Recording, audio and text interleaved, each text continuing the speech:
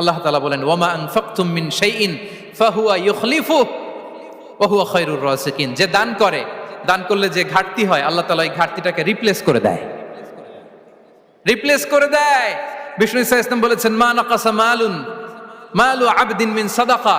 Charity করলে, দান করলে আল্লাহ তার সম্পদ কখনো কমায় না। প্রতিদিন সকালবেলা দুজন ফেরেশতা নেমে বলতে থাকে আল্লাহুম্মা আ'তি মুনফিকান খালাফা, আল্লাহুম্মা আ'তি মুমসিকান চালাফা।